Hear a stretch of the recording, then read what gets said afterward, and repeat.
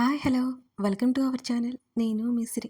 ఈరోజు మనం చెప్పుకోబోయే కథ ప్రీనేస్తం పార్ట్ 6. కథలోకి వెళ్ళే ముందు లైక్ చేయడం మర్చిపోకండి ఫ్రెండ్స్. మెల్లిగా తలుపు తెరిచింది. బెడ్ మీద కూర్చుని చేతికి ఫస్ట్ ఎయిడ్ చేసుకుంటున్నాడు అర్జున్. అతని వల్ల కావట్లేదు. మొండిగా బ్లడ్ క్లీన్ చేసుకుంటున్నాడు. అతన్ని అలా చూడగానే బాధేసింది. అంతలోనే తేరుకుంది. ప్రవర్తిక వచ్చినట్టు అలికిడి వినగానే సారీ అన్నాడు అర్జున్. వినకూడని మాట ఏదో విన్నట్టు నోరు తెరిచి కళ్ళు పెద్ద చేసి మరీ చూసింది ప్రవర్తిక. తల పక్కకి తిప్పి ఆమెను చూశాడు. తడబడి చూపు తిప్పుకుంది. ఆ చైన్ నాకు చాలా వాల్యుబుల్. ఎవరు తాకినా నేను సహించలేను. ఇందాక కోపంలో ఏదో అనేశాను. డోంట్ మైండ్ అన్నాడు అర్జున్. అర్జున్ నుంచి ఆ మాటలు అసలు ఎక్స్పెక్ట్ చేయలేదు ప్రవర్తిక. పర్వాలేదు అంది చిన్నగా. విచిత్రంగా చూశాడు అర్జున్. మీరు టిఫిన్ చేశారా? బాబాయ్ గారు అడిగారంది. చేశాను. అబద్ధం చెప్పాడు. నీ చేతికి ఏమైంది? అడగకుండా ఉండలేకపోయింది ప్రవర్తిక. నథింగ్ అన్నాడు అర్జున్. మీకు మీరు చెప్పినట్టే వింటున్నాను కదా. మా ఇంటికి ఎప్పుడు పంపిస్తారు అని ధైర్యం చేసి అడిగింది ప్రవర్తిక. కొంచెం టైం అయినా నాకు కోపం తెప్పించకుండా ఉండలేవా నువ్వు అని సీరియస్గా చూస్తూ అన్నాడు అర్జున్. సైలెంట్ అయిపోయింది దెబ్బకి. నువ్వు నన్ను పదే పదే అడగక్కర్లేదు. మావయ్య ఇంకో 4 రోజుల్లో వెళ్ళిపోతారు. నిన్ను మీ ఇంటి దగ్గర దించేస్తాను అని అన్నాడు బ్యాండేడ్ వేసుకుంటూ ఓవైపు. ప్రేమ పెళ్లి విషయాలు గుర్తుకు వచ్చాయి. ఆమె అయోమయంగా చూసింది అర్జున్ని. ఇష్టమని అన్నాడు. పెళ్లి చేసుకున్నాడు. ఇంటి దగ్గర దింపేసి వస్తానంటున్నాడు. ఏంటి అని అనుకుంటున్నావా అని తల తిప్పి చూశాడు ఆమె వైపు. తన మనసులో ఉంది అతనికి ఎలా అర్థమైందో అర్థం కాక ఆశ్చర్యంగా చూసింది ప్రవర్తిక. నీకోసమే అన్నాడు అర్జున్. ఆమె అయోమయంగా చూసింది. లేచి ఆమె వైపు నడిచాడు. భయంతో ఆమె నుదుటిన చిరు చెమటలు పట్టేశాయి. నీకు ఇక్కడ ఉండడం ఇష్టం లేదు కదా. నేనంటే ఎలాగో ఇష్టం లేదు. నేను నిన్ను ఇష్టపడ్డాను కాబట్టి నీ ఇష్టాలను కూడా గౌరవించాలి. అందుకే మీ ఇంటి దగ్గర దింపేస్తాను అన్నాడు సులువుగా అబద్ధం చెప్పేస్తూ అర్జున్. అతను ఎప్పుడు ఇలా మాట్లాడిందే కూడా లేదు. నమ్మకం కలగట్లేదా? పోనీ మీ వాళ్ళతో మాట్లాడతావా అంటూ ఫోన్ ముందుకు పెట్టాడు అర్జున్. వద్దు వద్దు ఆమె కంగారుగా పలికింది. తన తండ్రి ఫోన్ ఎలాగో స్విచ్ ఆఫ్లో ఉంది. మాట్లాడితే అర్జున్కి ఎలాగో కోపం వస్తుందని ఆ ప్రయత్నాన్ని ఆమె విరమించుకుంది. అర్జున్ తనకు అత్యంత సమీపంలో ఉండడంతో ఆమె గుండె కూడా వేగం పెరిగింది. అది భయంతోనో ఇంకేదైనా ఆమెకే తెలియలేదు. అంతకుముందు ప్రవర్తిక తన ఇంటికి ఫోన్ చేసిందని కృష్ణమూర్తి ద్వారా అర్జున్కి తెలుసు. అదీ కాక ప్రవర్తిక తండ్రి ఫోన్ ఎత్తే సిచ్యువేషన్లో కూడా లేడని అతనికి బాగా తెలుసు. అందుకే అతను ఫోన్ ఇచ్చాడు కావాలని. ఎవరి ఆలోచనల్లో వాళ్ళుండగా ఎవరో తలుపు తోశారు. ప్రవర్తిక వెళ్ళి అర్జున్ మీద పడింది. అర్జున్ వెనక్కి బెడ్ మీద పడిపోయాడు ప్రవర్తికతో పాటు. ఆ చర్యకి అర్జున్ ప్రవర్తిక ఇద్దరూ ఆశ్చర్యపోయారు. ఆమె నడుము చుట్టూ చేతులు వేసి ఒడిసి పట్టుకున్నాడు అర్జున్. గట్టిగా అతని షర్టు పట్టుకుని కళ్ళు మూసుకుంది ప్రవర్తిక. వదినా అని హుషారుగా లోపలికొచ్చిన లోహిత వాళ్ళని అలా చూసి 2 చేతులు కళ్ళు మూసుకుంది. లోహిత మాటలు విని కంగారు పడింది ప్రవర్తిక. ప్రవర్తికని పైకి లేపి తను నిల్చున్నాడు అర్జున్. ఇద్దరు ఇబ్బందిగా ముఖం పెట్టారు. సారీ సారీ అని బయటకు పరుగు తీసింది లోహిత. అర్జున్ ప్రవర్తికని చూశాడు. నాకేం తెలియదండి. నేను కావాలని మీ మీద పడలేదు. తలుపు నెట్టడం వల్ల అంతే అని ఆమె భయపడుతూ చెప్పింది అతనికి. ఆమెను ఒక చూపు చూసి బాల్కనీలోకి వెళ్ళిపోయాడు అర్జున్. కంగారుగా చీర సరి చేసుకుని హాల్లోకి పరుగుపెట్టింది ప్రవర్తిక. సారీ వదిన, డిస్టర్బ్ చేశానా? ప్రవర్తిక మెడ చుట్టూ చేతులు వేసి వెనక నుండి హత్తుకుంది లోహిత. లోహిత చేతి మీద చిన్నగా కొట్టింది ప్రవర్తిక. నువ్వేంటి కాలేజీకి వెళ్తానని వెళ్ళకుండా అని అడిగింది లోహితని ప్రవర్తిక. ఇవాళ డుమ్మా కొట్టా అంది లోహిత. అదేంటి ఇందాక వెళ్ళాలి అన్నా? అప్పుడు వెళ్ళాలి అని అనుకున్నాను వదిన. నా ఫ్రెండ్స్ బ్యాచ్ ఎవరూ రావట్లేదు. ఇక బోర్ కదా. అసలే కాలేజీ స్టార్టింగ్ కదా. ఇక మానేశాను ఇవాళ అని నవ్వుతూ చెప్పింది లోహిత. చిన్నగా నవ్వి ఊరుకుంది ప్రవర్తిక. డిస్టర్బ్ చేశానా వదిన నేను మిమ్మల్ని? నేను రాకపోయింటే ఆ ఆ అంటూ కన్ను కొట్టింది లోహిత. అల్లరి పిల్ల నిన్ను అంటూ లోహితను పట్టుకోబోయేలోపే లోహిత పరుగు పెట్టింది. లోహిత వెంటపడింది ప్రవర్తిక. పరుగు పెడుతూ పక్కకు తిరిగింది లోహిత. తను వెళ్తున్న ఫోర్స్కి ఎదురుగా వస్తున్న అర్జున్ తగిలింది. ఆమెను పడకుండా పట్టుకున్నాడు. అర్జున్ వచ్చేది చూసి కావాలనే లోహిత సైలెంట్గా బయటికి వెళ్ళిపోయింది నవ్వుకుంటూ. ప్రవర్తిక అర్జున్ కౌగిలిలో చిక్కుకుపోయింది. అర్జున్ని చూసి గుటకలు మింగింది ప్రవర్తిక.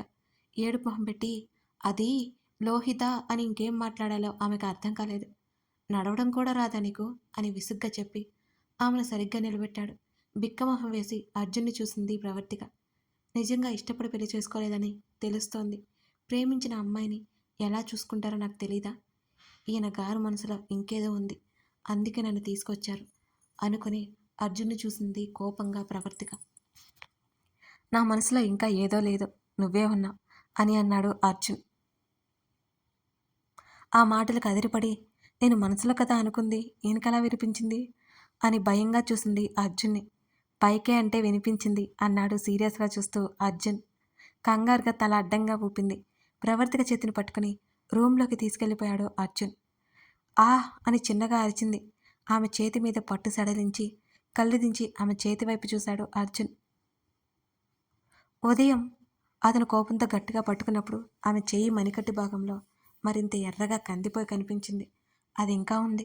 తల ఎత్తి ప్రవర్తిక వైపు చూశాడు అర్జున్ని చూసిందామె. 2 క్షణాలు ఆమెను అలా చూసి వదిలేశాడు. అతను బాల్కనీలోకి వెళ్ళి ఎన్ని రోజులా ఇలా అని ఆలోచిస్తూ ఉండిపోయింది ప్రవర్తిక. అర్జున్ బయటికి వెళ్ళిపోయాడు. మావయ్య, ఇవాళ నేను వచ్చేసరికి లేట్ అవుతుంది, ఆఫీస్లో వర్క్ ఉండిపోయింది అని చెప్పేసి కృష్ణమూర్తి చెప్పేది వినకుండానే అర్జున్ అక్కడి నుంచి వెళ్ళిపోయాడు. అరే, అమ్మాయిని వదిలి వెళ్ళిపోయాడు, రాత్రి లేట్ అవుతుంది అన్నాడు. ఆఫీస్ పనులు ఎప్పుడూ ఉండేవే, ఇప్పుడు కాకపోతే ఎప్పుడు సంతోషంగా గడుపుతారో అనుకుని నిట్టూర్చి పనిలో పడిపోయాడు కృష్ణమూర్తి. హాస్పిటల్కి కాల్ చేశాడు.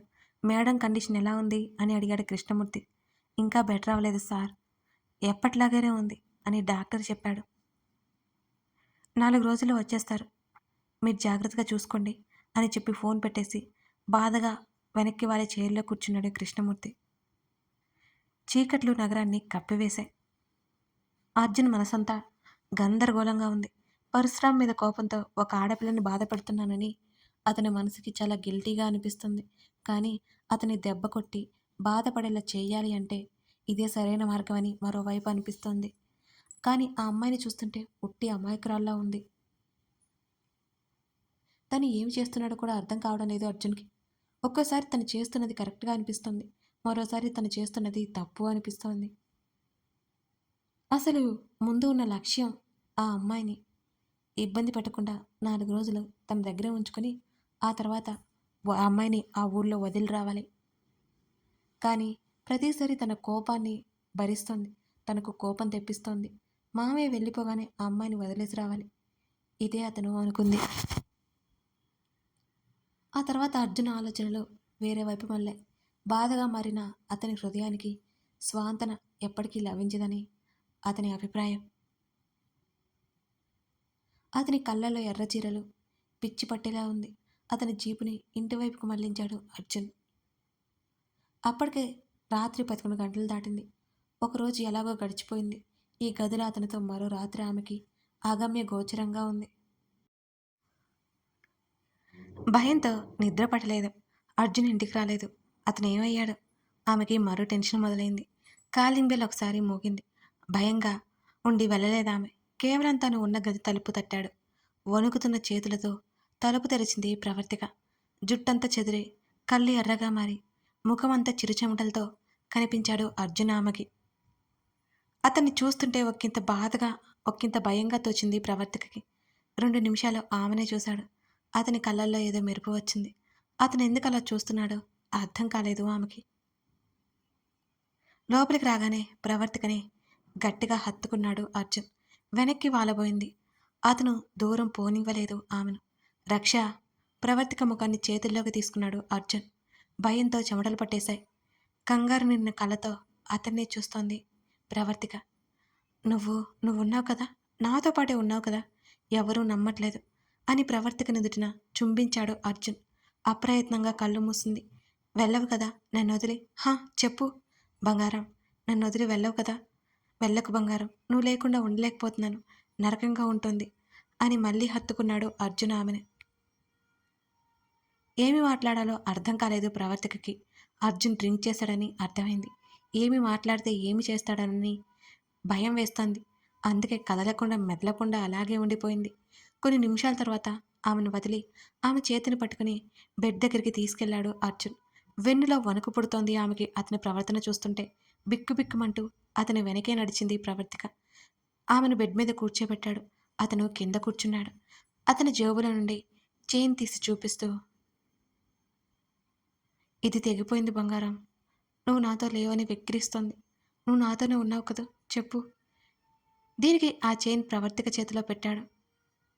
తీసుకోలేదు తను. భయపడుతూనే అర్జున్నే చూస్తోంది ప్రవర్తిక. అతను ఎవరో అనుకుని తనతో మాట్లాడుతున్నాడని ఆమెకి స్పష్టంగా అర్థమైంది. ఇక మౌనంగా ఉండిపోయింది. తనకే తెలియకుండా అతని బాధని ఫీల్ అవుతోంది ప్రవర్తిక. ప్రవర్తిక అరచేతిలో చేయి పెట్టి, "నువ్వే నాకు దగ్గరగా ఉన్నావు కదా బంగారం. ఇది నీ దగ్గర ఉండనివ్వు. నీకు డ్రింక్ చేయడం ఇష్టం ఉండదు కదా. సారీ బంగారం" అని చెవులు పట్టుకున్నాడు అర్జున్. "నువ్వు నాతో లేవని డ్రింక్ చేశాను. నువ్వున్నావుగా, ఇంకెప్పుడు చెయ్యను." ఆమె చేతులు తీసుకుని ముద్దు పెట్టుకున్నాడు అర్జున్. వళ్ళు జల్లుమంది ఆమెకి. "ప్లీజ్ బంగారం, వదిలి వెళ్ళపోకు. నాతోనే ఉండు." అలాగే కూర్చొని ఆమె ఒడిలో తల పెట్టుకున్నాడు. అతను చెప్పేది సూజాయిగా అర్థమయ్యి ప్రవర్తిక కలలో నీళ్లు నెమ్మదిగా చెంపల మీదకు జారాయి. సడన్గా తల పైకెత్తాడు. ఉలిక్కిపడింది ప్రవర్తిక. మోకాల మీద కూర్చొని ప్రవర్తిక హృదయం మీద తల ఆనించాడు. కంగారుగా నెట్టేసింది అతన్ని. అర్జున్ వెనక్కి పడిపోయాడు. భయపడుతూ అర్జున్ దగ్గరికి వెళ్ళింది. అతను స్పృహలో లేడు. ప్రవర్తిక గుండె వేగంగా కొట్టుకోసాగింది. అర్జున్ అలా కింద పడిపోయేసరికి భయం వేసింది ఆమెకి. "ఏవండి ఏవండి" అని పిలిచింది. అర్జున్ నుంచి రెస్పాన్స్ రాలేదు. ఈసారి వణుకు పుట్టింది ప్రవర్తికకి. వాటర్ తీసుకుని అతని ముఖం మీద చల్లింది. అయినా అర్జున్లో ఉలుకు పలుకు లేదు. ప్రవర్తిక కళ్ళల్లో నుంచి నీళ్లు కారిపోయాయి. ఎందుకో ఆమెకే తెలియట్లేదు. తన వల్లే అర్జున్కి ఇలా అయిందా? అతని తల దగ్గర కింద కూర్చుంది ప్రవర్తిక. "ఏవండి ఒకసారి చూడండి" అని అర్జున్ చెంప మీద చిన్నగా తట్టింది ఆమె. తనంతట తాను ఇదే మొదటిసారి అతన్ని ముట్టుకోవడం. ఆమె చెయ్యి చిన్నగా కంపించింది. అది గమనించిందామె. చిన్నగా కదిలాడు. ఊపిరి పీల్చుకుంది ప్రవర్తిక. అతని తలని ఒడిలోకి తీసుకుని, "ఏవండి ఒకసారి లేవండి" అని భయపడుతూనే పిలిచింది. అతని చెంప మీద నెమ్మదిగా తడుతూ ఉంది. అతను చాలా డిప్రెషన్లో ఉన్నాడని ఆమెకు అర్థమైంది. ఆమె చేతిని చెంప కింద పెట్టుకుని పడుకున్నాడు. ఆమె శరీరం చిన్నగా అలజడికి లోనైంది. మరోసారి అతని ముఖం మీద నీళ్లు చల్లింది. మెల్లిమెల్లిగా కళ్ళు తెరుస్తూ మూస్తున్నాడు అర్జున్. అతని చెంప మీద తన మరో చేత్తో చిన్నగా తట్టింది ప్రవర్తిక. ఈసారి కళ్ళు పూర్తిగా తెరిచి ఆమెను చూశాడు. ఉలిక్కిపడి సర్దుకోవాలని అనుకుని అలాగే కూర్చోలేక చతికిలపడింది ప్రవర్తిక. "బంగారం" అని చిన్నగా పలుకుతూ కళ్ళు మూసి తెరుస్తూ ఆమె చెంప మీదకి చేయి వేశాడు అర్జున్. కంగారుగా అతన్నే చూసింది. "నువ్వు నువ్వు నాతోనే ఉండు బంగారం" అన్నాడు కళ్ళు మూసుకుపోతుంటే. ఉంటాను" అని టక్కున అనేసింది. ఆమెకే ఆశ్చర్యంగా ఉంది. అర్జున్ నవ్వాడు. అతను నవ్వుతుంటే ఆమెకు అబ్బురంగా అనిపించింది. ఎంత అందంగా ఉన్నాడు అనుకోకుండా ఉండలేకపోయింది. "థ్యాంక్స్ బంగారం" అని పూర్తిగా ఆమె ఒడిలో తలపెట్టుకుని ఆమె నడుము చుట్టూ చేతులు వేశాడు. ఆమె శరీరం వింతగా స్పందించింది. అదే సమయంలో భయంతో ఆమె గుండె వేగం పెరిగింది. అతన్ని తన ఒడిలో నుండి తీయాలనుకుంది. కానీ తన వల్ల కాలేదు. అతను విడిచిపెట్టలేదు తన్ని. అతని చేతిని తీసుకుని తీసే కొద్దీ అతను బలంగా చుట్టేస్తున్నాడు. ఆమె ఒక చెయ్యి అతని చెంప కింద ఉంది. మరొక చెయ్యి అతని భుజం మీదనే ఉంది. అప్రయత్నంగా అతని చేతిని చూసింది. గాయం కనిపించింది. మళ్ళీ గాయం రేగింది. చేతికి బ్లడ్ డ్రై అయి అతుక్కుపోయి ఉంది. అప్రయత్నంగా ఆ గాయాన్ని తడిమింది ప్రవర్తిక. అతని ముఖాన్ని చూసింది. ఎప్పుడూ లేని విధంగా చాలా ప్రశాంతంగా కనిపించాడు. రెండు కలిసి ఉన్న కనుబొమ్మలు, కోటేరు లాంటి ముక్కు, మూసి ఉన్న కళ్ళు. అతని చూపు తీక్షణమైనది ఎవరికైనా అర్థమైపోతోంది. ఒత్తైన జుట్టు, మొత్తానికి అందమైన ఆకర్షణీయమైన ముఖ వర్చస్సు అతనిది. కొన్ని క్షణాలు అతన్నే చూస్తూ ఉండిపోయింది. బయటికి కనిపించే అతని లోపల వేరే అతనున్నాడు. బయటికి కనిపించే అతను నిజం కాదు. లోపల ఏదో భారమైన బాధను అతను మోస్తున్నాడని ఆమెకు అర్థమైంది. ఆమె గుప్పెట్లో ఉన్న అతని చైన్ని చూసింది. సన్నటి చైన్, డిజైన్ ఉంది లాకెట్. అది చూడగానే అర్థమైపోయింది. అది అమ్మాయిలు వాడే చైన్ అని. అతను తనని ఎవరో అనుకుని ఈ విధంగా ప్రవర్తిస్తున్నాడని ప్రవర్తికకి క్లియర్‌గా అర్థమైంది. మరోసారి అతన్ని చూసింది. ఆమెకు తెలియకుండా ఆమె చెయ్యి అతని జుట్టుని సవరించింది. భయము, కోపము పోయి ఆ క్షణం అతని మీద జాలి కలిగింది. ఆమె కూడా అదే అనుకుంది. ఎవరు ఆ అమ్మాయి? తెలుసుకోవాలనిపించింది ప్రవర్తికకి. ఏదో ఉందని మాత్రం అర్థమైంది. మరీ తనను ఎందుకు ఇష్టపడి పెళ్లి చేసుకున్నాడని చెప్పాడు? అర్థం కాలేదు. ఆ అమ్మాయిని ఇంకా మర్చిపోలేదని ఆమెకి అర్థమవుతూనే ఉంది. అందుకే తనని ఏ ఉద్దేశంతో అతను చూడలేకపోతున్నాడని కూడా తెలిసింది. తనకి ఆ అమ్మాయికి ఏదైనా సంబంధం ఉందా? ఉంటే అదేంటి?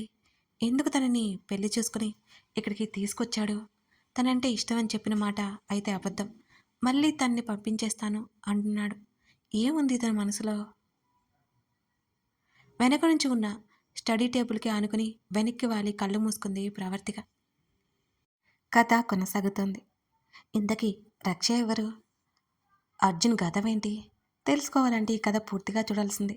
నచ్చితే లైక్ చేసి కామెంట్ చేయండి. Thank you.